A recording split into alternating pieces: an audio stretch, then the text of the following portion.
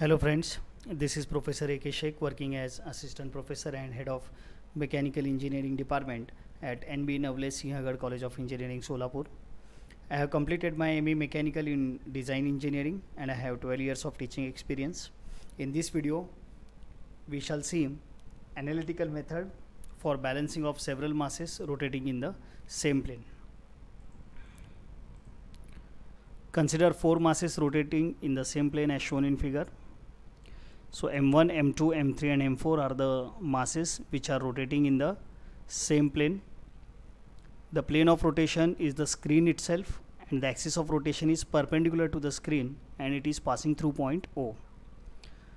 To have a better understanding, let us slightly rotate this plane of rotation. So the plane of rotation is slightly rotated now and we can see this is the axis of rotation. The red line what we are seeing, that is the axis of rotation and it is passing through point O. So that is the basic arrangement of the masses and their rotation. R1, R2, R3 and R4 are the distances from the axis of rotating shaft. So M1, M2, M3 and M4 at a distance of R1, R2, R3 and R4 respectively from point O. And theta 1, theta 2, theta 3, theta 4 are the angles of these masses with the horizontal line OX. So OX is the reference line. M1, M2, M3 and M4 are making angles theta 1, theta 2, theta 3, theta 4 with this horizontal reference line OX. All the angles are measured in the same sense. So here FC1, FC2, FC3 and FC4 are the centrifugal forces generated due to the rotation of masses M1, M2, M3 and M4 respectively. So system is subjected to these active forces. So when we say that we are going to balance the system, it means that we are going to nullify the effect of unbalanced forces.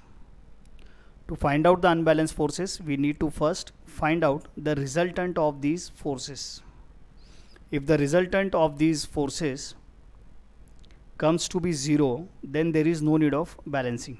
But if suppose the resultant is non-zero, it is positive, then we need to go for balancing of this unbalanced acting force. And that can be done by two methods. The first method is analytical method and the second one is graphical method. In this video, we are going to discuss the analytical method of balancing. So before we go to the actual analysis of the system, let us revise the basics of the resultant calculation. Let us consider this horizontal component H, a vertical component V. When we have these two components which are perpendicular to each other, the resultant is the line joining first point of H and the last point of V. And the inclination of R with the horizontal can be named as theta. So when we need to find out the magnitude of R, we can go by the Pythagoras theorem and obtain the magnitude as under root of H square plus V square.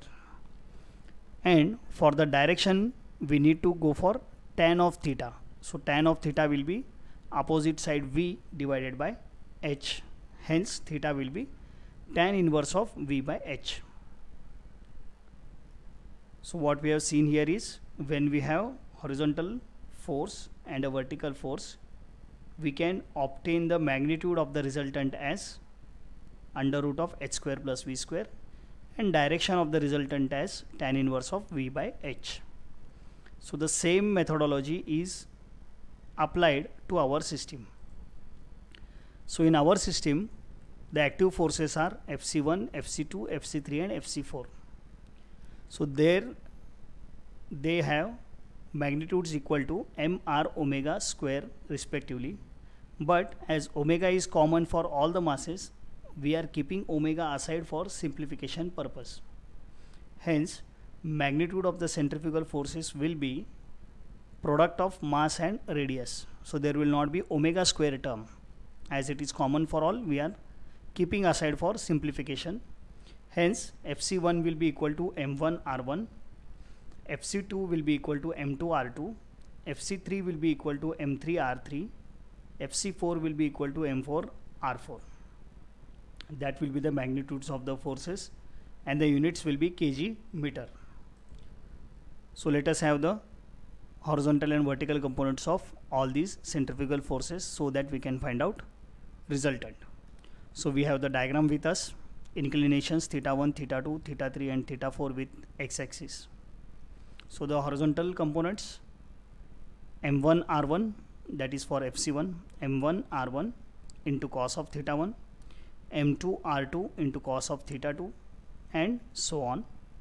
Similarly for vertical components, M1 R1 sine of theta 1, M2 R2 sine of theta 2, and so on. So these are the summation of all the horizontal components and summation of all the vertical components. And when we have this summation of H and V, we can find out the resultant as FC, that will be equal to under root of summation H square plus summation V square as per our Pythagoras theorem. And angle of inclination of this resultant will be given by tan of theta, that will be equal to summation V divided by summation H, or we can say theta equal to tan inverse of summation V by summation H. So this is our resultant force, suppose, which is in magnitude and direction placed over here on the same diagram. So as per our methodology, the balancing force will be equal to the resultant force, but it will be in the opposite direction.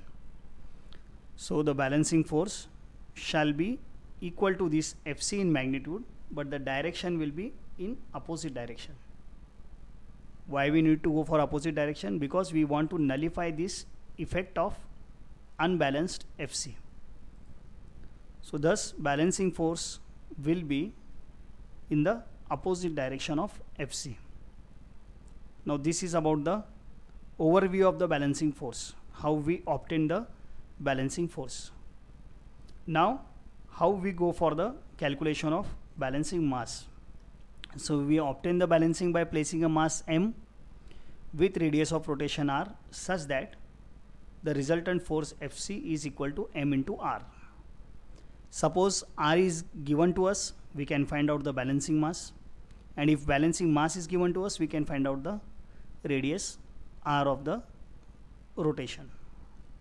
So in that way we are going to use this analytical method, and position of mass m will be obtained by adding 180 degrees to the angle theta, because the position of mass m is exactly opposite to the position of resultant.